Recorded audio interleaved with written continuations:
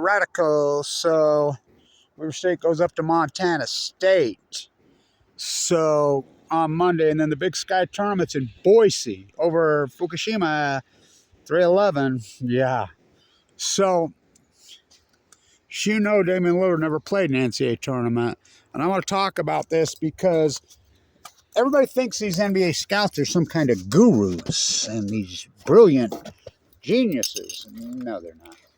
There's a reason that certain teams and certain franchises continue to win and others don't. They know how to draft. Well, what if they don't have a draft? They know how to trade. So I call them the sharps. So as I said last year, I thought that Dillon Jones, I was saying this in the middle of the season last year, I thought, well, he'll go in the NBA draft. He was going to go late first round last year. You know what he is compared to, and I got to tell people first before I go on about he had a 30-20-10 game. Now, they could say that it was 9 assists, but I have it at 10 assists. I'm always way better stat keeper than them. I used to do the stats for KWCR for all those years. I know more than any of these guys around here that keep stats or do anything. I forgot more than they know. I've been here the whole time. He had a 30-20-10 game the other night. And remember, in his assists, they went 1 for 13 from the arc at the end of that game. 6 or 7 were dishes by Dillon. One of them was a dish wide open under the basket layup and didn't make it. So it's a 30-20-10 game. Well, you know how rare, do you have any clue how rare a 30-20 game is? Let alone a 30-20-10 game. Start looking it up, all you statisticians. You ain't going to find them because they don't exist. And this is important. He had 23 rebounds. You know he's a point guard? You know he played point guard the whole time. Point guard. You heard me. He played point. Now, who plays point guard on offense and center on defense? He did it most of the game. You know, they go small. He's a point guard. He had 23 fucking rebounds. That's 2 off the school record. You know, Willie Sojourner. Are you kidding me? I want to explain this to people. Why I've been so, I get so emotional about this. You know I was given 2 months to live in 2011. You know I did play-by-play for KWCR, had a radio show here, the radio station, Ogden, Utah, 88.1 The Beat. For all those years, it was at Ogden, Utah. We were the best investigative journalists. I mean, this was a powerhouse. I got cancer in 2011. Really wicked, bad cancer. I was heavily involved with this basketball program for years, especially with Coach Baglin. Well, Randy Ray, too. But I went into the bone marrow transplant at LDS on 11/11/11, given no chance to live. I got hit by a freight train called AML Danu. That's a 1% survival bracelet. I was given 2 months to live. Not as some hodgepodge guess. I knew, I'm a stats guy. I mean, try me, the biologist, the statistician. Well, when I used to be the student professor and I taught finance and stats in the #1 school of business in the fucking country and derivative arbitrating, try me. Yeah, here at Weber State. So, I got cancer with no shot. I mean, I'm fading away. I went from 170 to 119 so fast, make your head. I was losing 6-7 pounds a day. No chance. I go into the LDS East State Bone Marrow Transplant Center. I landed in there on 11/11/11. That's Lillard's last year here, so I didn't get to see many of his games. I listened to him on the great Carl Archie, who named him the Great Dane. Carl Archie was the man. He's also the guy that named Harold Arsenault the show. Archie was the man here. I used to sit right over by him. KWCR. So I'm dying. You know, Fukushima. This infamous month, March, it'll be 13. I'm in the bone marrow transplant quarantine. I'm dying. Sucked up to nothing. That's, very little chance of living. They sold off the signal here and killed 88.1 The Beat. Ogden, Utah, illegally. They sold it off for $25,000 from what I understand. People are flocking to me, but in those days I get hundreds, if not thousands, of emails a day. Fukushima. I'm quarantining in there. I mean, I can't even hardly stand up. I have no pigment in my eyes. I got blisters on my tongues, up and down my esophagus. I can't eat anything. I'm living on a bag. I'm fading away. I can't even watch a TV screen without throwing up. I got a central line hanging on my jugular vein. I got one in my lumbar, in my spine. I got one in my brainstem being fed fucking chemo and everything else known to man into my body. I get to come out. I don't know how I survived. The day Matthew Stewart was killed was my worst night. That and then the San Onofre disaster. That was in January of 2012.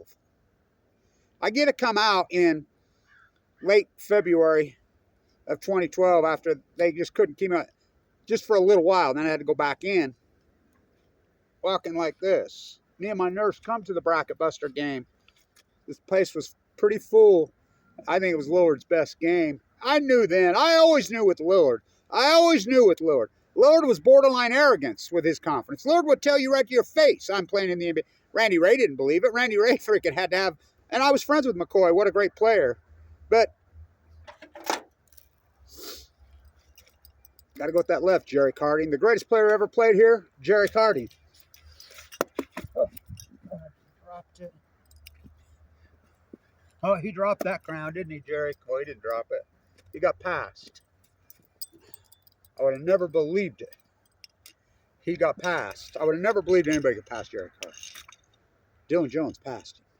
Dillon Jones is the greatest player in the history of this school. So I want people to understand. So when I come out of the bone marrow transplant, I'm sucked up. I can hardly walk. I'm connected to the hip with this fucking hospital. That's why I've set up camp here. I was planning on teaching in the University of Vienna in Austria. That was the whole thing. I was headed over there where they actually have a little bit of respect for me as the anti-nuclear, the Fukushima PhD, the world's foremost expert. They treat me like shit around here, except for the basketball team, players. Coaches, don't even get me going. I'm not a fan of any college coach. I mean, Jay Hill for what he did turn around, but they all make too much money. Most of them are a bunch of arrogant fucks. So, Manny Gonzalez is having a fit. They sold off the signal. They said he was pissed. He's like, okay, he's a digital guru. He says, we'll go digital. They want to do this? Watch me. The guy's a genius.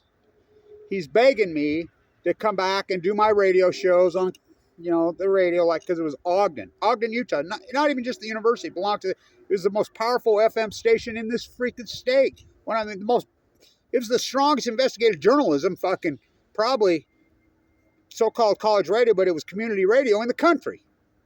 Huge signal, long path, fight and get it. They sell it the fuck off. It would have never happened if I wasn't sick. So he's begging me to come back and do sports and do my post-signature radio. And no, I can't. A lot of people around the country were. I had 3 radio shows all over the world. I mean, I can't. I'm so fucking sick I can hardly walk. I can't, Manny. I can't. Come on, man. You got it. Finally, after a while, I agreed. I said, well, I'll try. I'll do football and basketball again. I had so had it with this athletic department here. I was so fucking sick.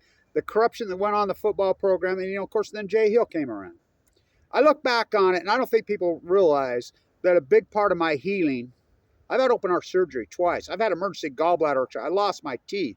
I had no insurance. I got kicked out. I was a millionaire when I got sick. I had to fork over $1 million to get in. I went from rich to poor in one day, and I was a self-made guy. I don't people realize the vulnerability that I was in and the position I was in. But I look back on it, I think doing football and doing basketball and being connected here, because I'm right here at the hospital every day, whatever, I think it saved my life. I think so much like my grandson, who was born 2011, he tells you all the time, he'll say, well, I saved Grandpa's life. Because I had him with me. At a lot of these games, he was always with me. He'd always come up and hug me. I love you, Grandpa. Hang in there. This path, I should have died. But I look back on it, I caught the best era in Weber State sports history.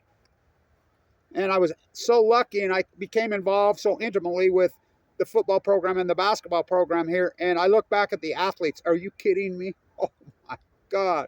Rashid Shaheed, I'm the first one that started calling out this guy's going to be in the NFL. Become very close friends with him. That whole football program, it blows my mind, the greatest turnaround maybe in sports history. Jay Hill and his, marquee players that are just tearing it up in the NFL and the USFL, Adam Rodriguez is in Houston again now. Basketball. The fucking players that have been on this floor, and I got to know them all. So Dillon, Jerry Carty used to blow my mind. Jerry Carty was the greatest player I ever saw here. He would blow my mind. He turned down an NFL. A lot of people don't know. Jerry Carty, oh, he's too small. You're so full of shit. The guy told me that. He thinks he's a lifetime fan. He don't know shit. I said, Jerry Carty turned down NBA contracts. Remember he played in the summer league for the Mavericks? He got offered a deal. He took the deal over there. He likes it over there. Like he says, I want to play.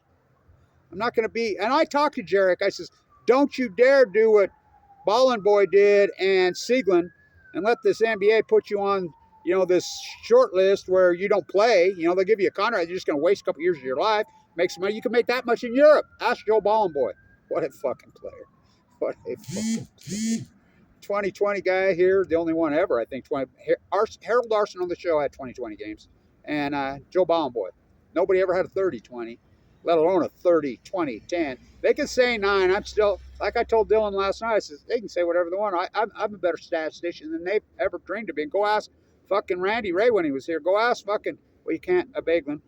Go ask him. I was the stats guy then. I did it for KWCR, and my stats, see, we would go through the film, and mine were right there. Were always fucking wrong. Just like their clock keepers, they're about 112 years old. Fuck, they have to stop games constantly and have to reset the clock because they got 100-year-old fucking guys doing the clock. I mean, fuck, come on, man. So, when Dillon got here, I'm the marine biologist, as you know. In the high desert, I'm in San Diego doing typo work, or in Monterey. And so I'm watching the clips of, I always listen to the great Steve Klauke. Steve Klauke is awesome. We love him. And the great Dave Patton. Klauke's the best, man. You want to talk a statistician. So, he's awesome. So, I listened to the game, and Dillon's a young freshman, and he gets in the game, and he makes a layup up at Pocatello in the shitty gym. And, I mean, that venue's a joke. Well, a lot of them are around. And so, boom. And I'm listening to the call. He knocked him out. What? I'm like, what are you talking? He knocked him. I'm waiting for the highlights to come up because you can't find it. Finally, they pop up on YouTube, Weaver State's site. Holy fuck. So, I didn't really know Dillon very well. I knew that he was here. We'll see. I run into him as soon as I get back at the Stewart Library.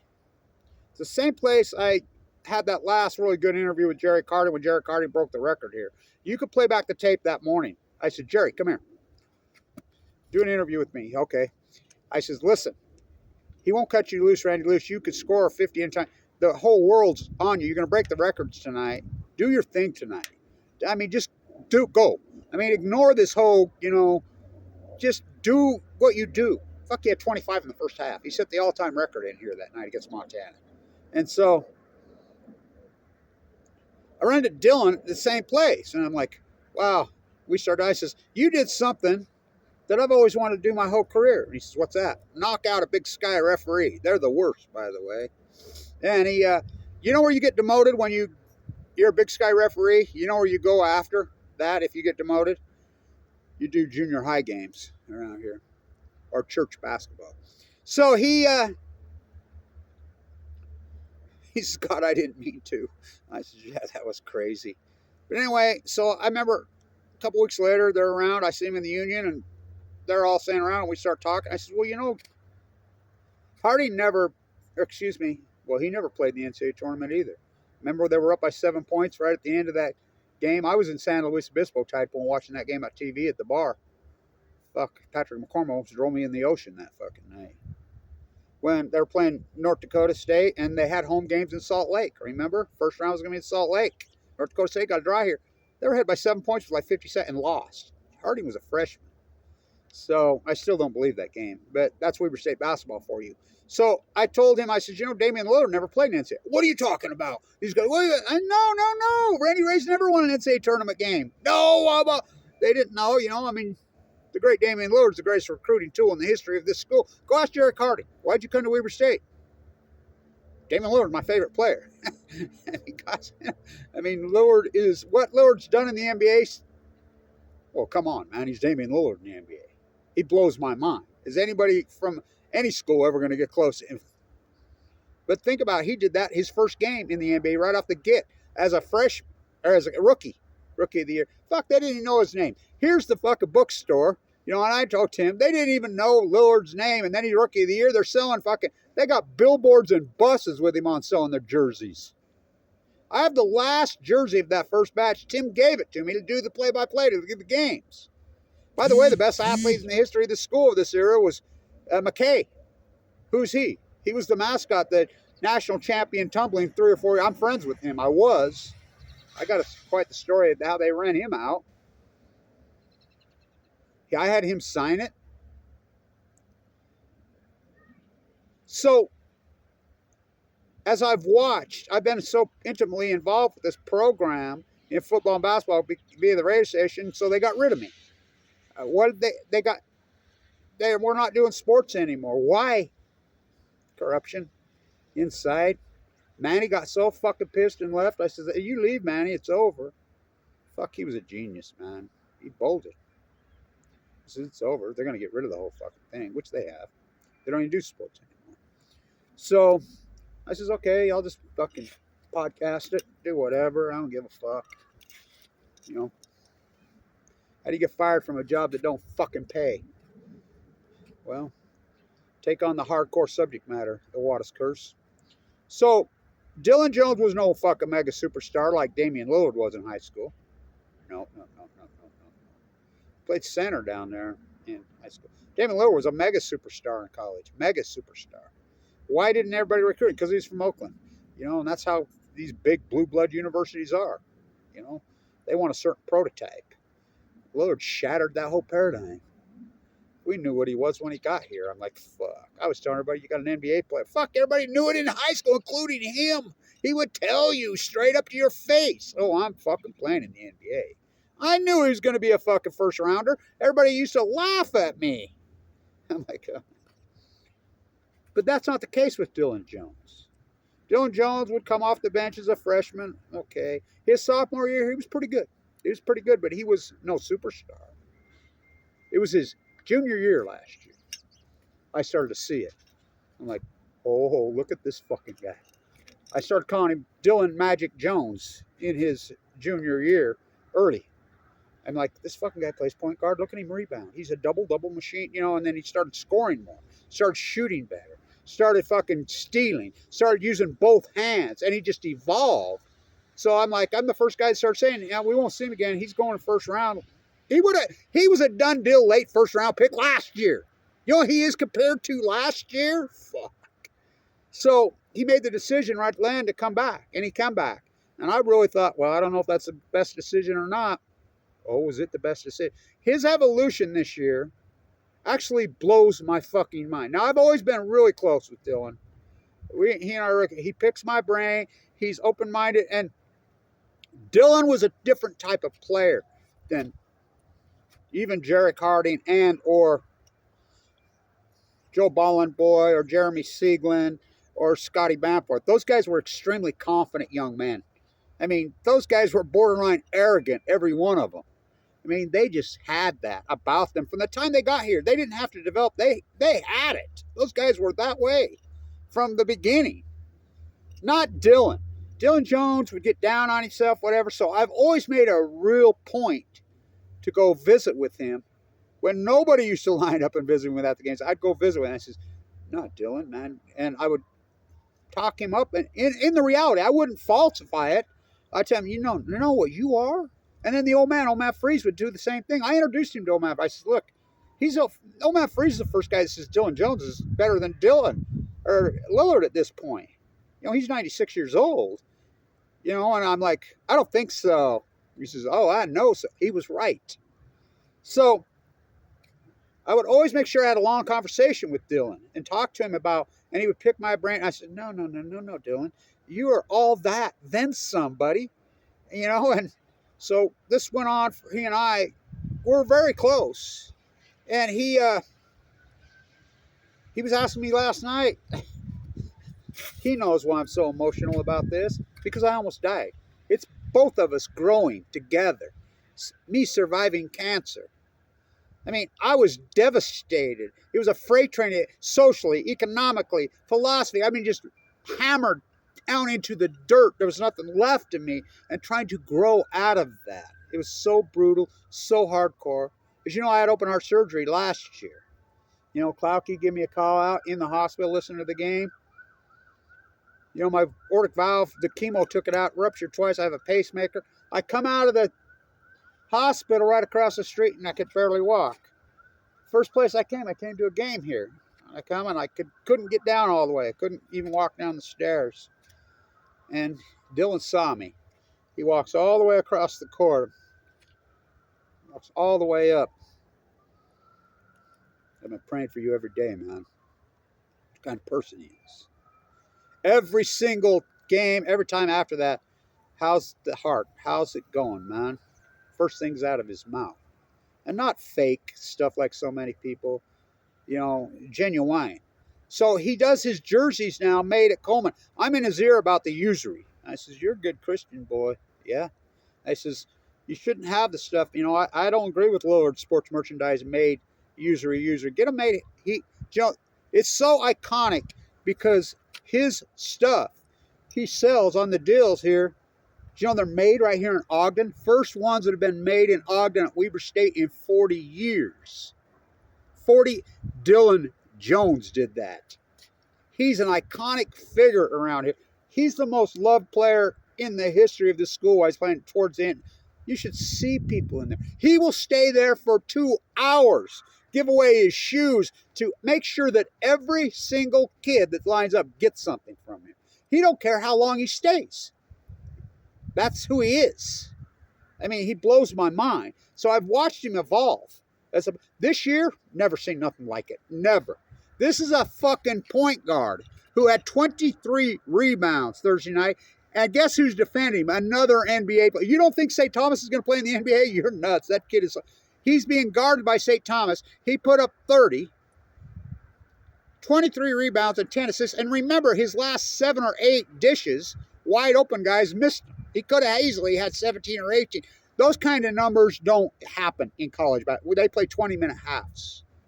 This guy, and if you think that the Lakers scout stayed all the way through the overtime. There were 15 scouts in there. I visited with him. You know, they love him. And I always said, you know, I call him Dillon Magic Jones. You know, I call him Dillon Dantley Magic Jones. You know, Coach Dantley says, well, you used to call him Malone. I said, you don't even know the difference between Karl Malone and Adrian Dantley. You're too damn young.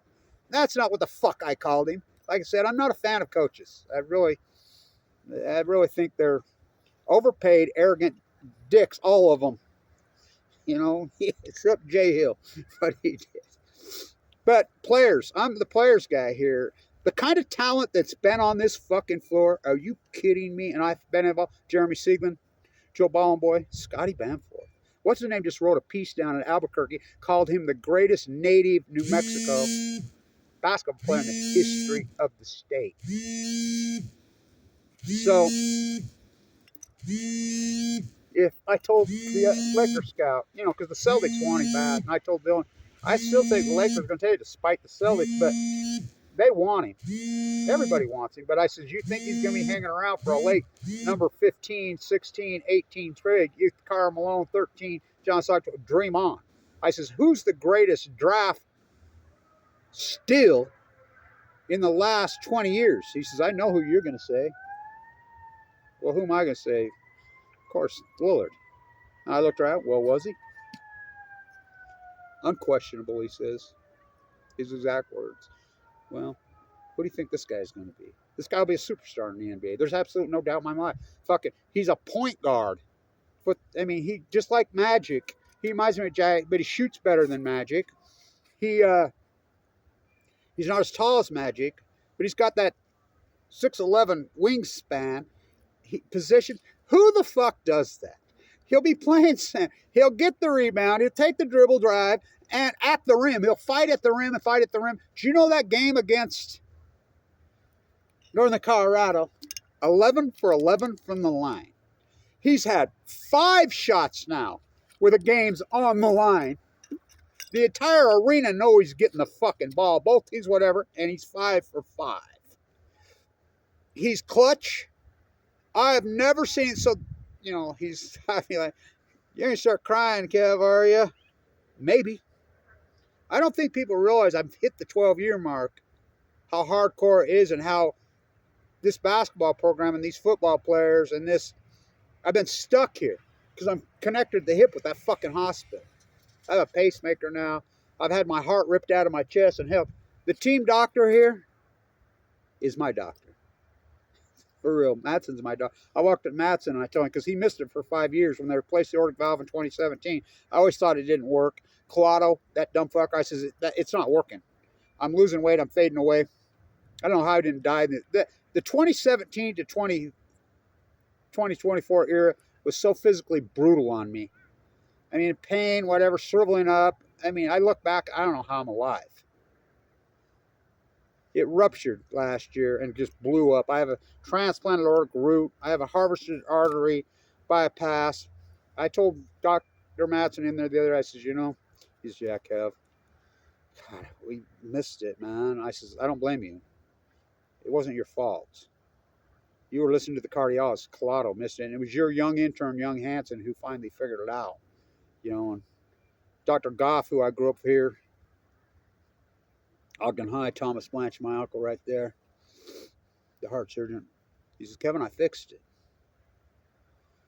And he says, I'm going to live to be an old geezer. He says, you're already old geezer. And I said, speak for yourself. You're older than me.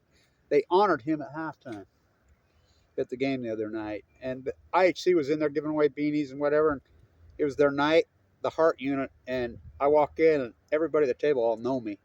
She says, oh my God. They call it Kevin Blanch's famous heart. But that's why I've been so emotional about this. Dillon's path is my path. It's my overcoming death.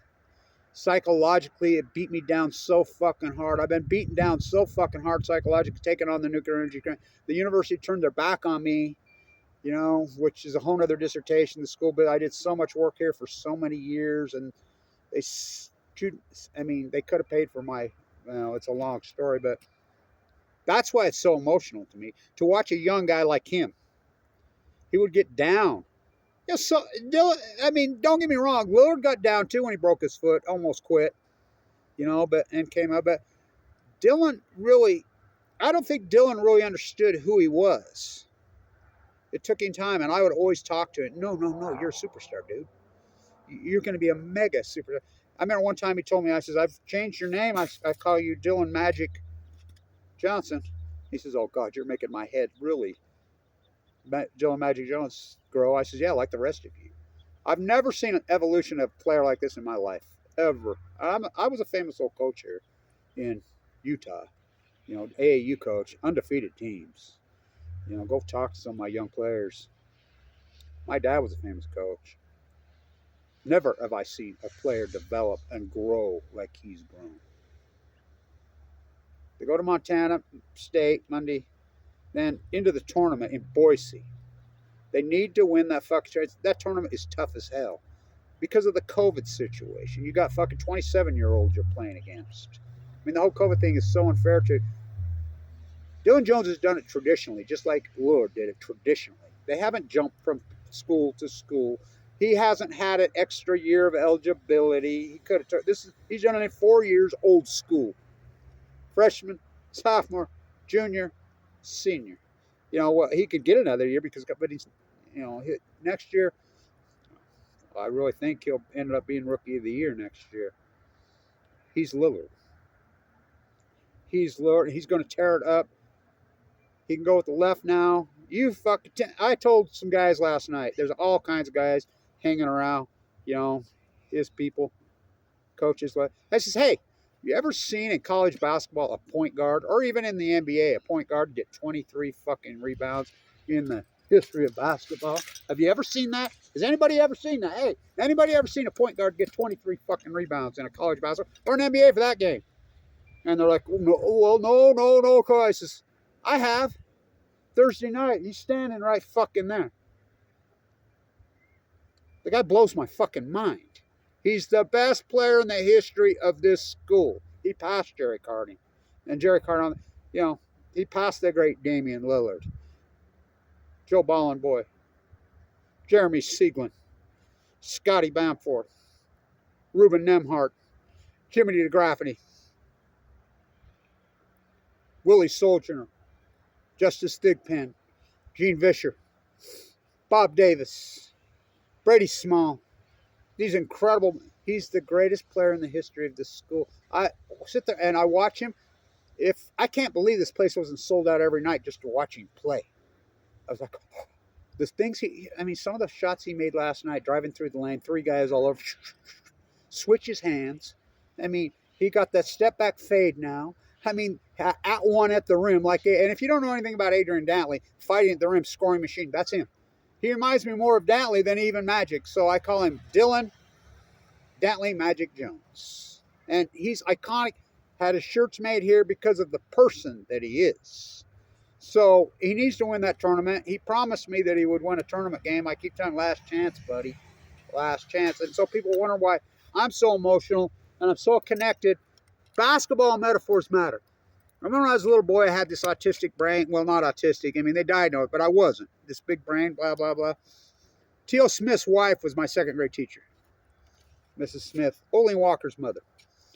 And she says, Kevin, come here. You like basketball, huh? Yeah, and she knew what I was. She knew the situation that my brain was. Wasn't easy. She handed me a book. Look at this. I said, what's that? She says, right here in South Ogden, Utah.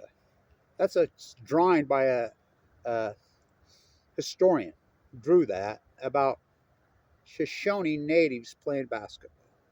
As you know, I've dedicated the season to Anthony Johnson, who had the greatest performance in the history of this building. He said after in an interview years later, I had an out-of-body experience. Who beat Lillard? He never missed a free throw, never missed a field goal the entire second half. Never did it before. He said I had an out-of-body. I can relate. I know this hallowed sacred ground. I was talking to the guy who runs it. The thing, I says, I plastered inside there. When this was being built, my first job, well, my second job, my first job was a dishwasher at White's Community Bakery. You know, God, what a great job, because he'd only hired the best-looking girls in this town. Whew. They love me, Al, that hair. So, I was a plasterer in there. These walls are Fort Knox. This is one of the greatest constructed buildings in the fucking history of this country. This Purple Palace. Ask Lillard. So, and I want to give a call out to Sakowitz. Sakowitz called me the other day on the phone, Dave. I says, no, I've said it for years. The greatest team in the history of this school was the 1968-69 team that you was on that went to the Sweet 16. Willie Sojourner, Justice Thigpen, and Larry was on that team. Larry was the first guy drafted played in the NBA for the Portland Trail Blazers. You know, the great Willie Sojourner, the great Justice Thigpen. That team, but it was Sakowitz that missed the front end of the 1-1 to go to the Elite Eight against Arcania at Polyville. He told me one day, he says, well, you know, Kev, what the problem was, Lana Turner was in the audience, and I kept looking around. I said, that's a new one. He called me and read me the Right Act the other day because he'd watched one of my videos about, he was a great player. He is a great player. He was a great player. But I still go back to the 95 team with Ruben Nemhart and Jimmy DeGraffeney and the great, great Ronna Baglin. How about 99 with Harold Arsenault, the show, and Eddie Gill? Hasn't been a triple-double here since 2000, Eddie Gill. Yes, there has. I gave him one. 30, 20, 10 game. Show me one. Show me one in college basketball. Show me one. Oh, he had one. Against St. Thomas is a great. I talked to St. Thomas. I made sure he was sitting all alone over there, and people didn't even know it. I went over and visited with him. Great dude. Really, we had a really fantastic. I got him to sign my program and the ticket and Dillon, you know. So people are like, why are you so emotional? Dillon knows my situation. He knows why I'm so emotional. I really believe that being around these marquee athletes and being here, this basketball program and my grandsons, my life was, I was a pretty famous professor, famous activist, and that freight train hit me in 2011. I don't think anybody can even relate. Going in and out of a coma, in LDSC State, 12-year hardcore brutal struggle. Lost all my teeth, lost my gallbladder, lost my heart ripped out of my chest twice, lost all my money, lost my relationships, lost everything. Weber State basketball and being able to do the games and be involved with these players helped me so much.